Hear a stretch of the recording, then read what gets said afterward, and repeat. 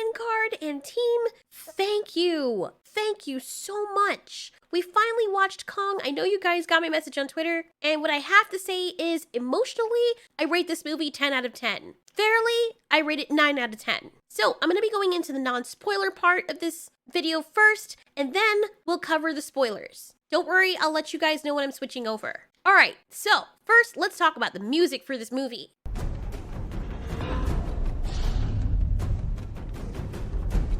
The score was so fitting. It's nothing that I'm gonna be like, wow, that was amazing, I'm gonna remember this for time to come. But it was nice enough that it fit what was going on. These creatures were majestic, and having that soundtrack playing in the background really fit whatever was going on at the time. Let's get into the characters. Kong's character was obviously the most fleshed out character. Godzilla was obviously at the forefront of this movie, but it seemed like he was a means to an end character, rather the background villain that was at the forefront. Honestly, this movie felt like a spin-off with Kong as the main character. Now, let's get into dialogue. Wait for Apex. Nathan Lind, Mission Chief. Yeah, don't worry. I'm just here to babysit. The dialogue in this movie was kind of like anime. That's what it reminded me of. But then again, this is not a movie known for the dialogue. The dialogue that you hear in Godzilla vs. Kong basically drives forth the movie and does not focus on the human characters. Whenever they talk, or whatever they talk about, it keeps the focus on the Titans, and it allows us to learn more about the monsters. They try to add funny bits in there here and there, and it was cute and witty, but not like uproariously funny.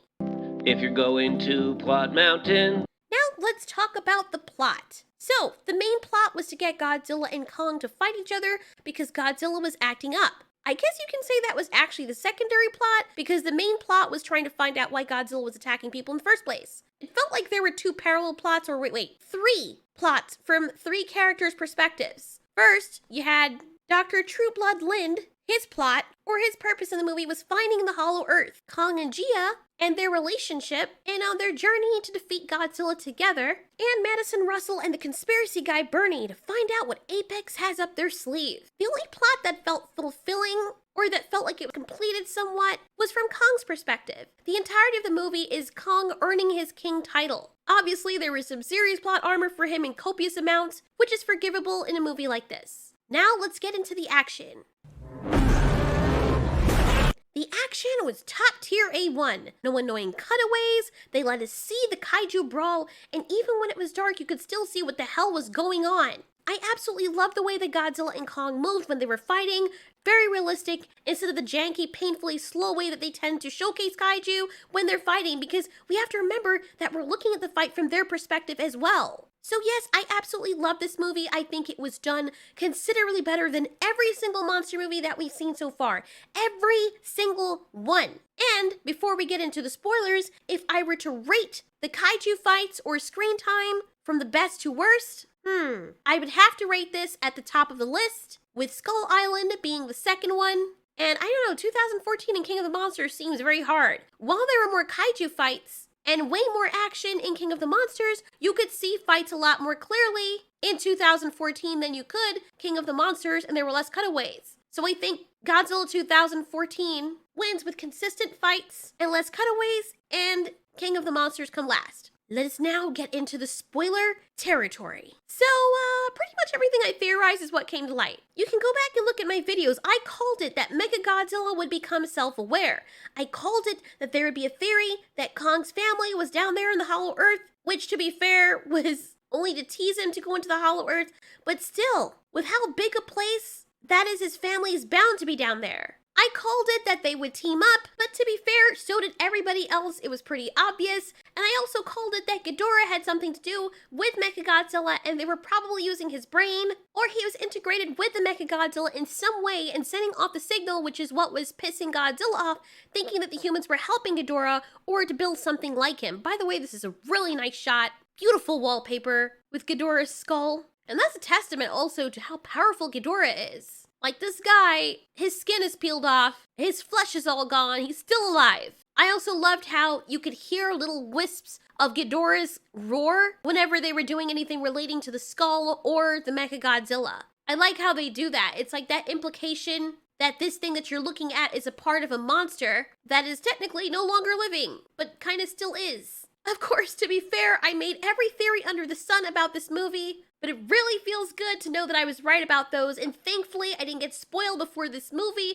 with Mechagodzilla, like some stupid-ass people were doing, and yes, to the person who I banned, you're a fucking asshole, because you know I didn't see the movie yet, and you're like, I'm sorry, I had to, and then you post a gif of Mechagodzilla fighting, like, you're such a fucking idiot. And I'm not gonna unban you. That's just blatant disrespect. Thankfully, that wasn't enough to spoil the movie for me anyway. I still enjoyed it, and I went in not knowing what the hell was gonna happen. Of course, I was theorizing, I thought I knew, but everything I saw was still new for me and still a surprise. By the way, to the people who are like, well, there's still a lot that you have to see. The trailers didn't spoil that much. There's still so much more. Yeah, you were kind of right, but you were kind of wrong as well. Mechagodzilla is the only other thing I've seen. And then like the other kaiju, the Hellhawks. But after that, there wasn't that much. I don't know what you guys were talking about. But if I had kept watching those TV spots, it would have become so annoying. My theory was only partially right about Godzilla's atomic breath charging up the axe, and I was also right about Gia being able to sense Godzilla and other titans, but that's probably because she could feel the vibrations of his growling in the water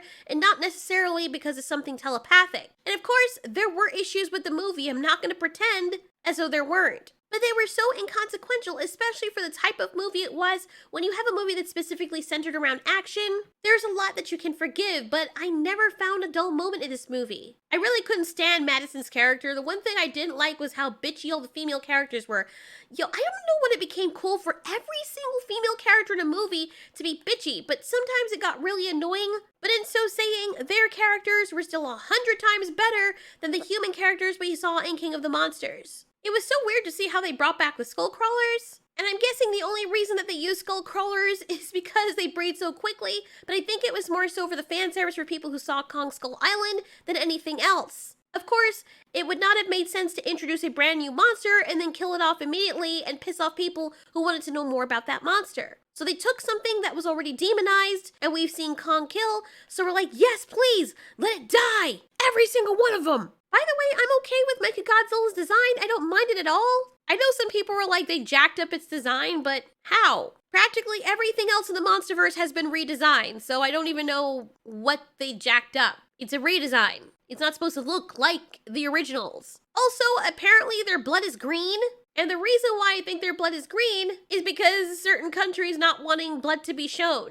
They want it to be a family-friendly movie and whatnot, so making their blood green seems more fun and acceptable than seeing a downpour of bloody red flesh while Bernie and the others are cracking jokes. Kinda takes the laugh out the situation and would make them look like complete psychos, seeing bloods and guts and stuff and all laughing and cracking dad jokes. That was a little peeve of mine, but it's not that serious because I get it for the tone of movie that it is. Also, it allowed King Kong to look less barbaric when he ripped into the war bat or those flying cobra things just to drink their blood afterwards.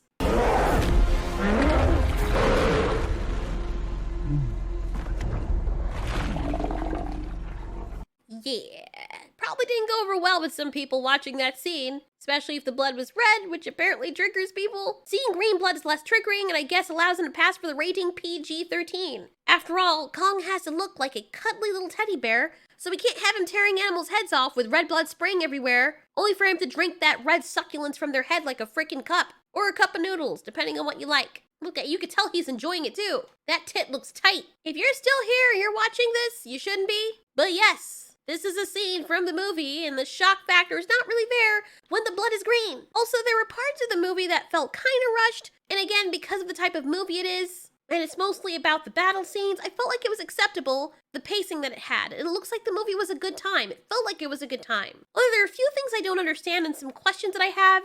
And now that I have a lot of content to go over, and I no longer have to worry about spoiling it for people, get ready for a lot of Godzilla content. Because I do have a lot of questions and things I want to talk about. So I understand if some of you were going to take a break from the channel for a while. It might be in your best interest to do so. For example, one of the questions that I have, if the only reason they built that facility around Skull Island was to protect Kong from Godzilla, and now Godzilla and he have an understanding, why does Kong now have to stay in the Hollow Earth instead of going back home on Skull Island? Did he agree to stay down there, or is he staying down there because he still hopes to find the rest of his family? Obviously, there are no females on Skull Island that he can breed with, and then here's a brave new world where there is no sky, but when you look up, There's a whole other country that you can see. It's freaking weird. That whole gravity inversion thing was freaking trippy. Anyway, I'm gonna end this video here because I have a lot of videos where I'm gonna be covering a whole bunch of different things, and it's gonna be so exciting. So, again, if you're gonna be sick of Godzilla content, you might wanna bow out for a little while because I'm gonna go ham. Sorry, I am way too excited and there's way too much to talk about. So for those of you who are still here and you decide that you want to hear spoilers anyway, you should definitely go give this movie a watch. I do agree with everyone. It was the best Monsterverse movie to date. Thanks so much for watching. This has been Ultiori. You ask, we answer. So happy?